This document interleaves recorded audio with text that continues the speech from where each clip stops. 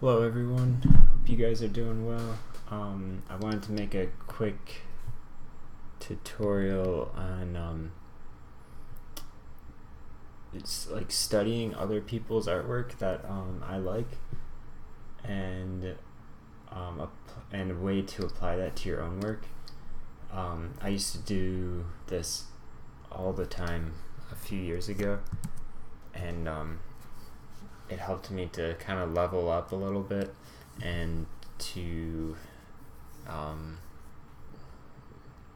just to observe and try to capture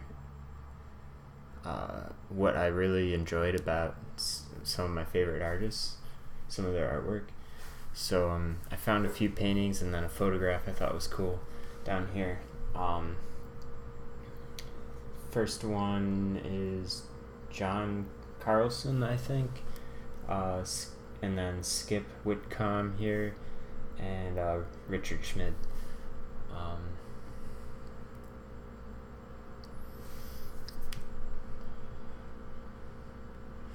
So this is like a fairly quick exercise, and the idea here is to capture something about what you like about a certain person's artwork, but apply it to your own story or your own image.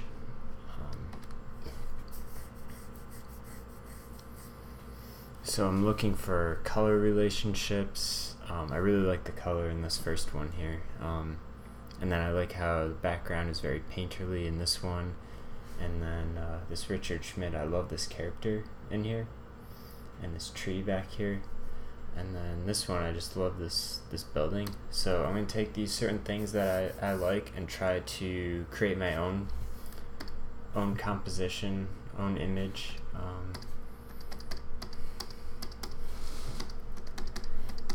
And just to keep it fairly quick.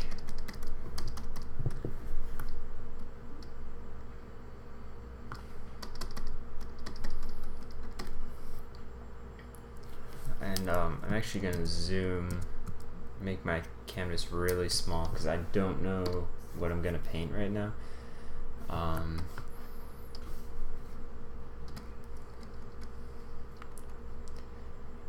want trees.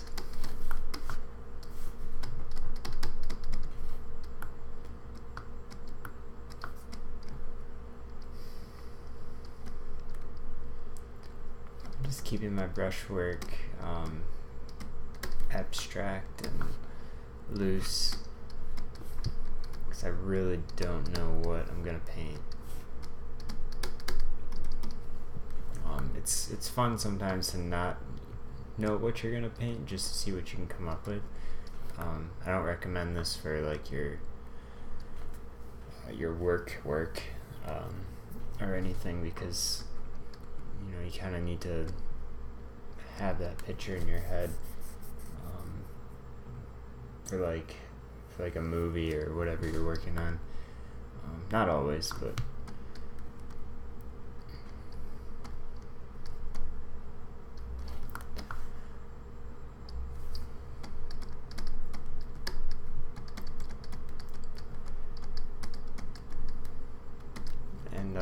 you might notice that I'm color picking from some of these paintings a little bit.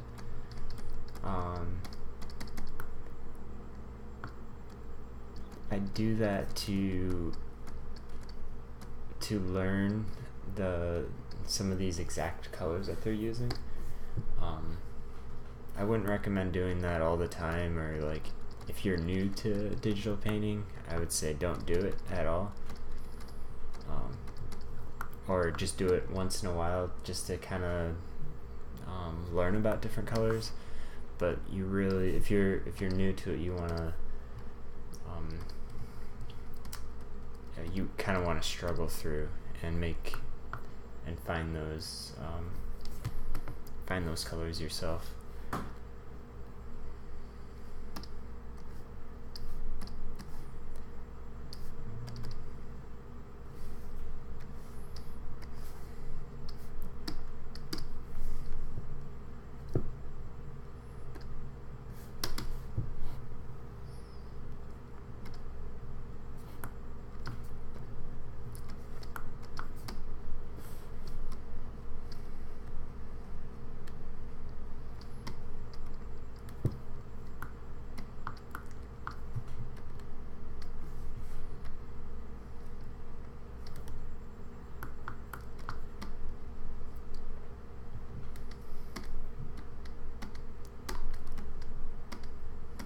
thinking it might be cool to have a house, like a cabin through these trees.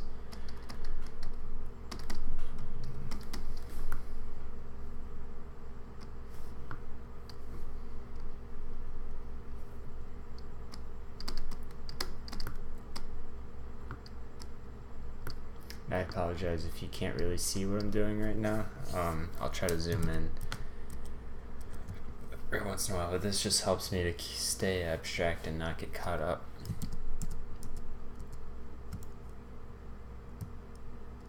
In details.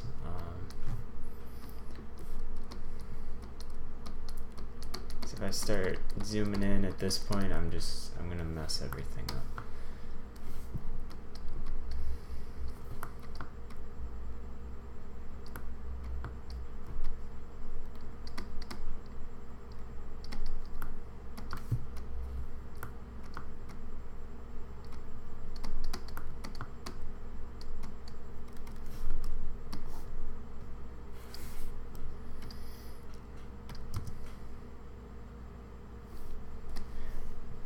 I've been sticking cool artwork I find down on my desktop, so I'm just pulling it up to kind of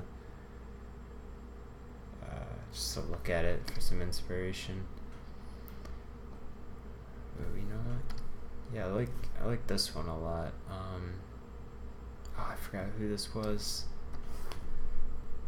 I'll try to grab this guy's name for you.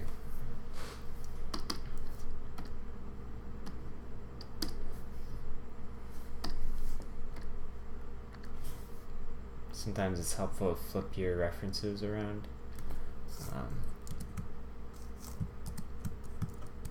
To get a new perspective on them.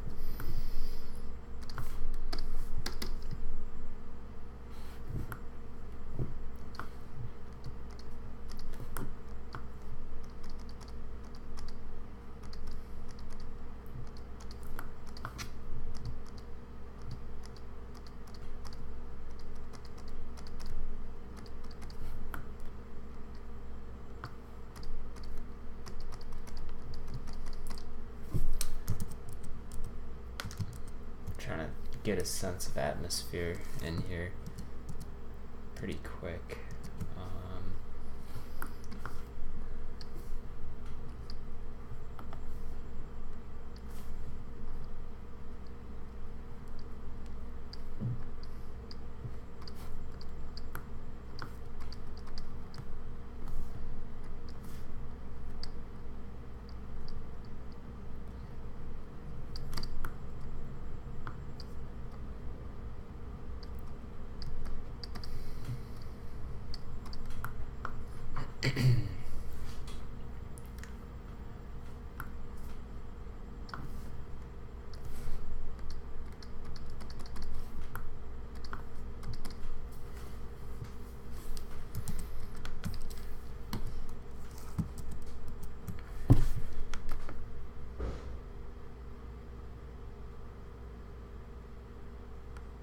Still not quite sure what I want to do. And it's a struggle with doing something like this. Just kind of giving yourself like a half an hour and seeing what you can come up with. But there's always the risk of just having no clue. But just gotta push through it. Let's see.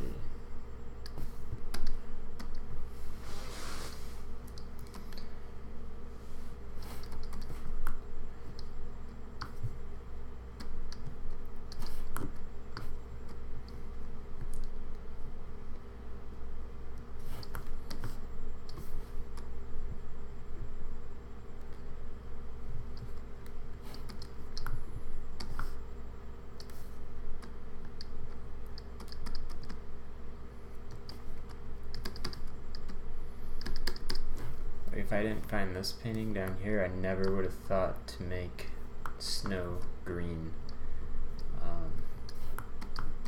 So you can tell by like doing something like this, you just broaden your color,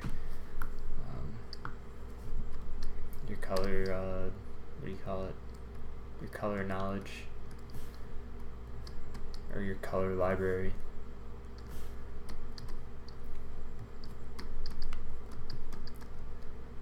I'm pulling in some warms to kind of balance the greens here to give it a nice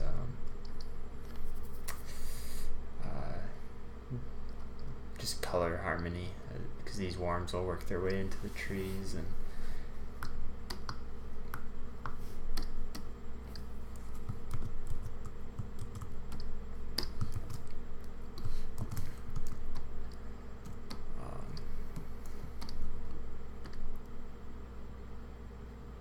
sometimes, for the sake of just experimenting, I'll take something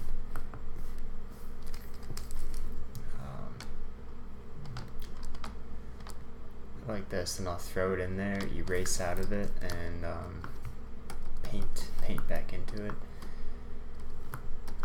just to further that experimentation and just to see what can happen.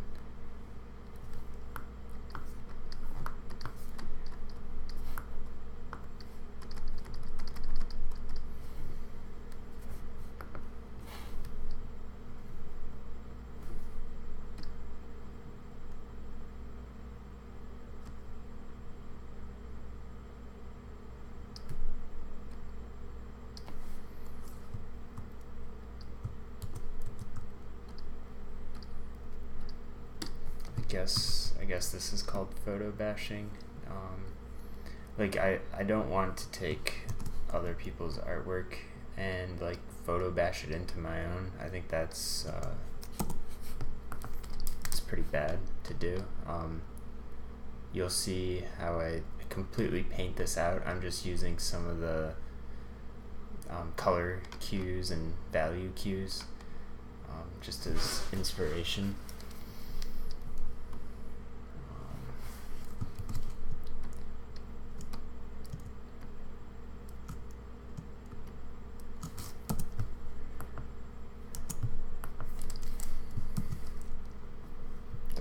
Save.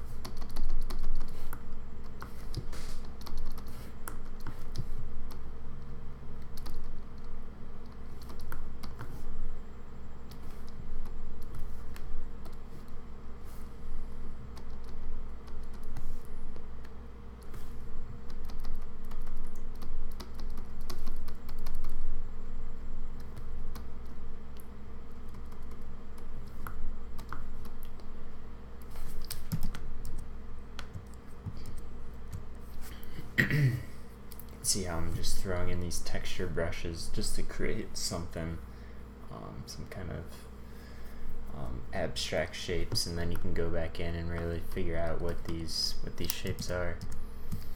But at this point, all you want to do is just to create interesting shapes and value structure.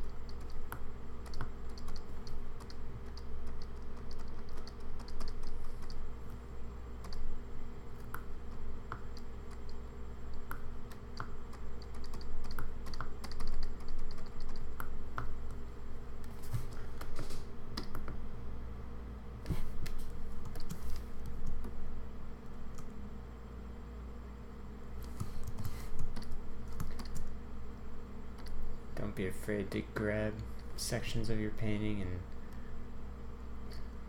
distort them and move them around.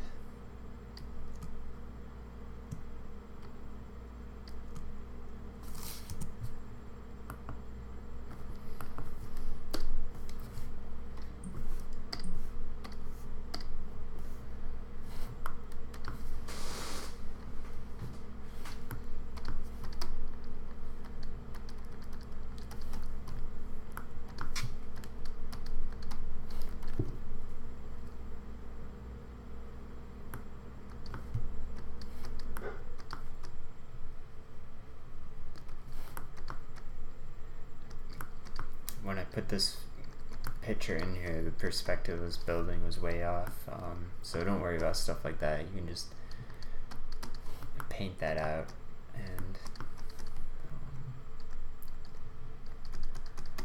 repaint it in.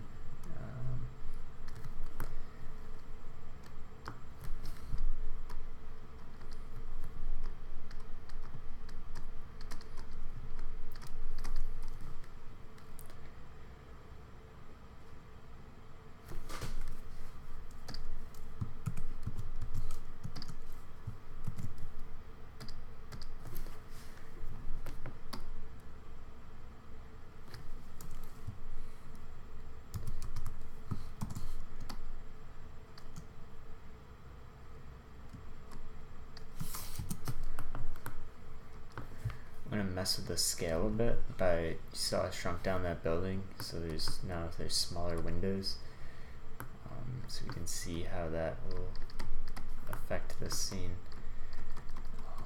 Also, now I'm starting to figure out more of what I'm actually painting.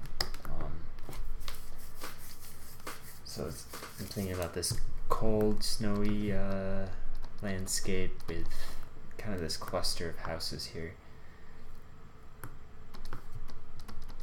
And it's on a hillside.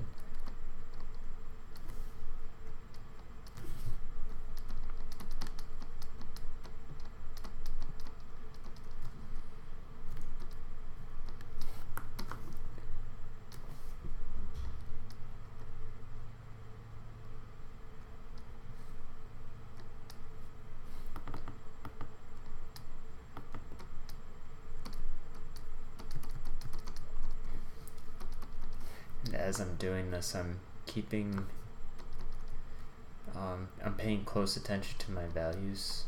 I'm keeping them fairly close together.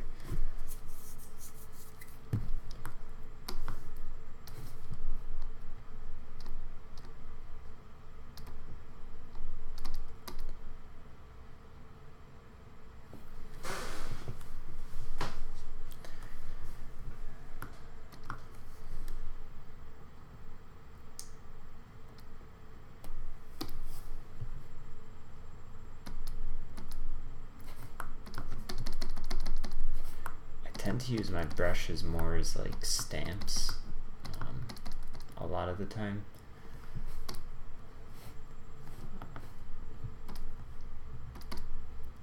Which by doing that I'm able to create these textures. And that's another reason why I shrink my painting way down when I paint, so then I'm more abstract with my brush strokes and more experimental.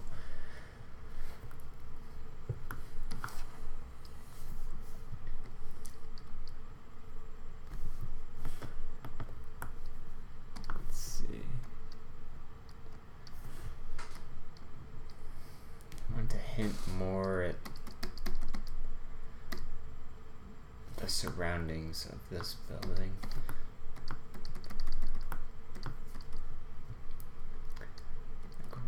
What do the trees look like? What does this hill look like?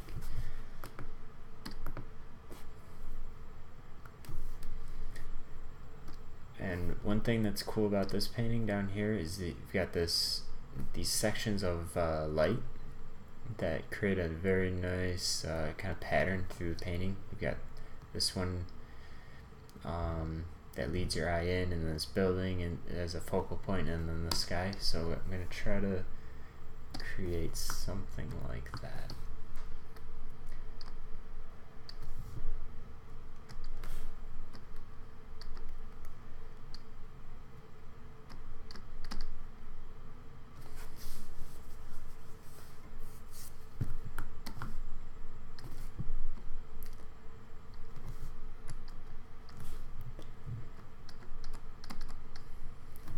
So I'm just thinking about this being a roof here that will help lead your eye into the painting.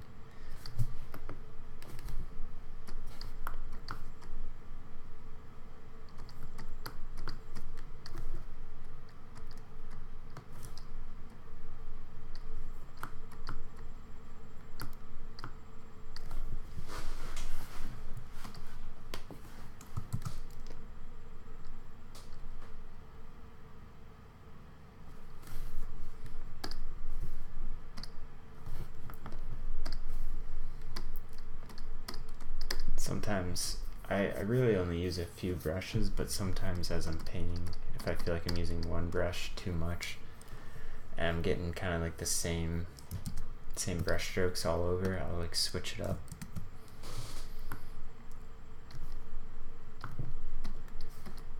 Just to get some different textures in there.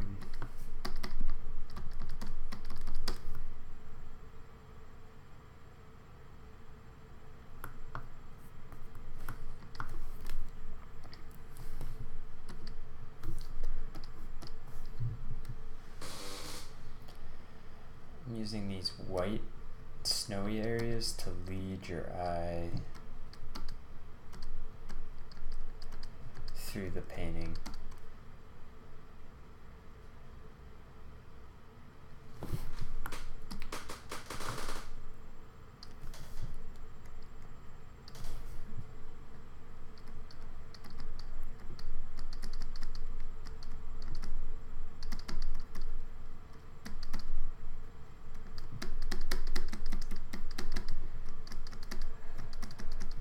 Throwing in some bushes, these cool bushes that will go good against these warm colors.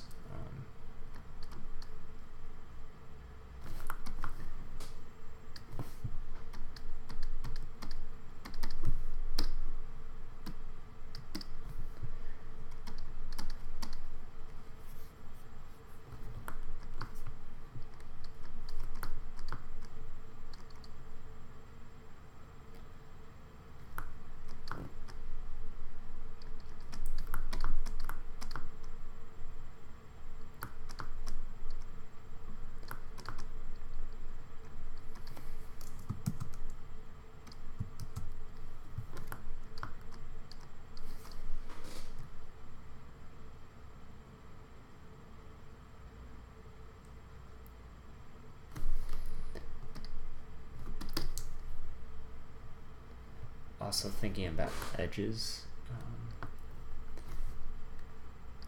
I have a lot of soft edges, but I want to bring in some of these harder edges, like in the roofs here. And sometimes when I'm putting in edges like this, or really any detail, I'll usually make a new layer. So then, because it's easy to get over detailed, and you want to erase out.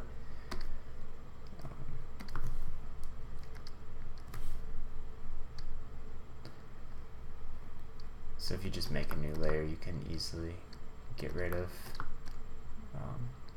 too many edges if you get carried away.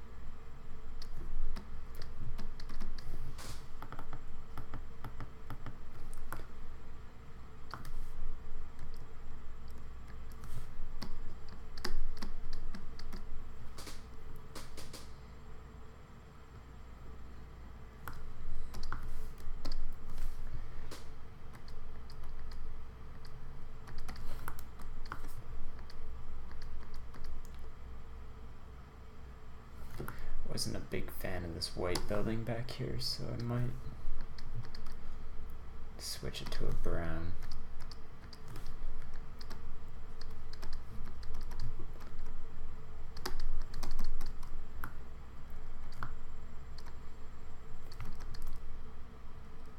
Because I really want to put these white areas specifically in spots.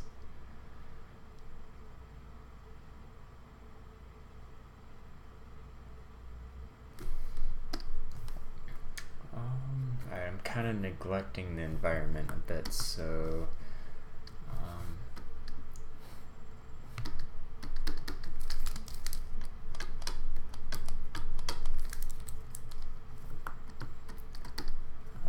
gonna start working on that. Shrink it down a bit. Let's see.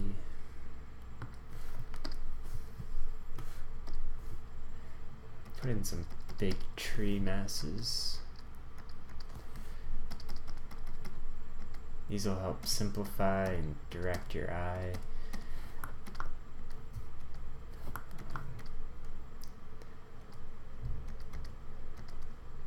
Again, I'm keeping my values very controlled. It's easy to just start putting lots of value variations around, but that's not going to help your painting, and it's just going to become messy.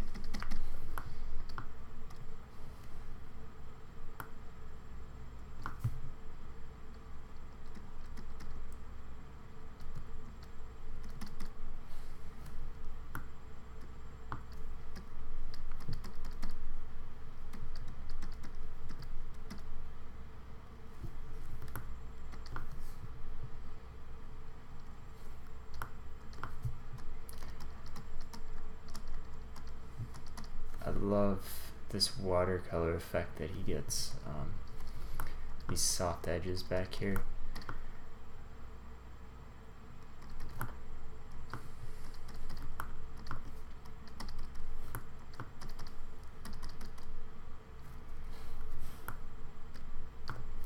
And this bit of light that just leads your eye right here. That leads your eye back into the painting. I think it's beautifully done. So it's like that's the kind of thing that I'm searching for when I do these studies. It's like, how can I capture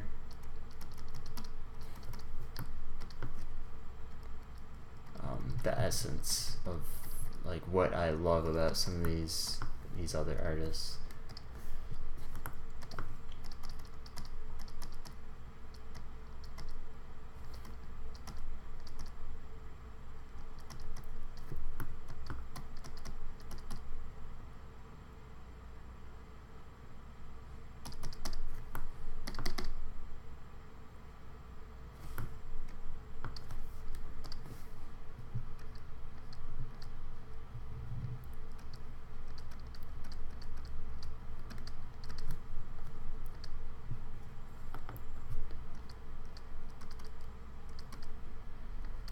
Picking up some areas of dark. Actually, I'm going to warm that up a bit. Yeah, just some areas of dark to help sell this this environment, this ground plane here.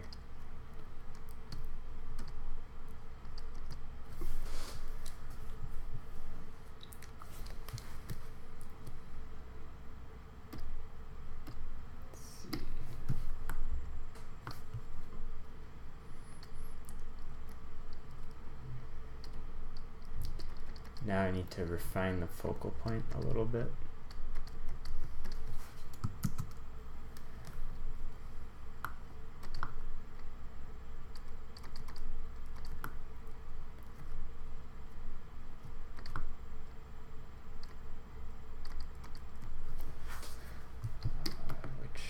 Which is this house.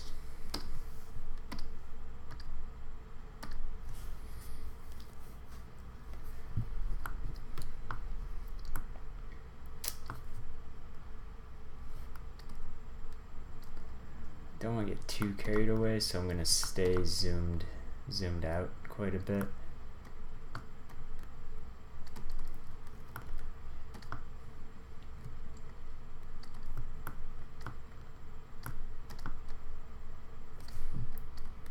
But I'm going to use a pretty small brush so I can get in there and chisel out these details.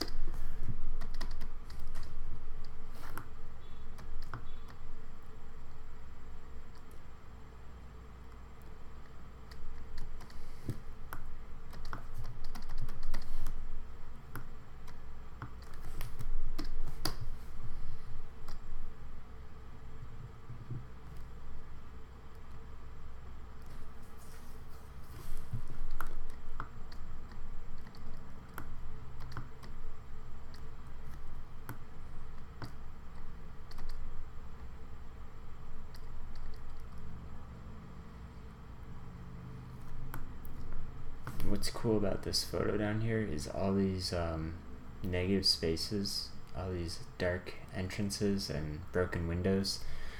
Those create a cool pattern. So that's what I'm looking for in these references. So this pattern can help lead the viewer's eye throughout the painting.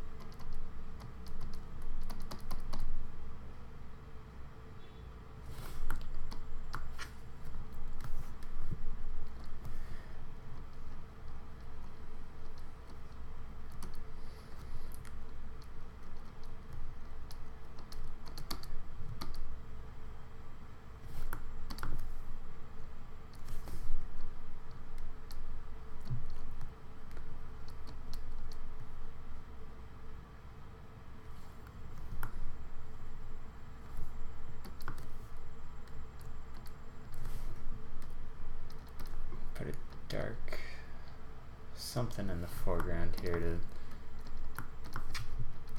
further help the depth in this painting.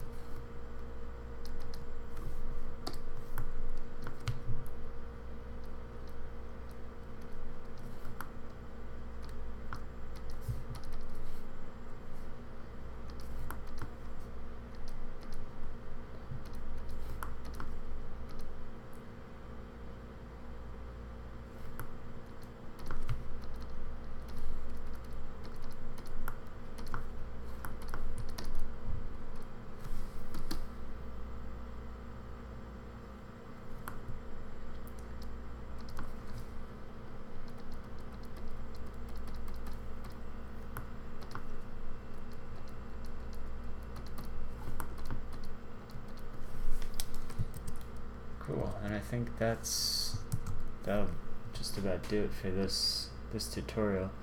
And usually at this point I'll take a break. I'll give my eyes a break. I'll walk around or do something else for a minute, because I'm happy with it right now.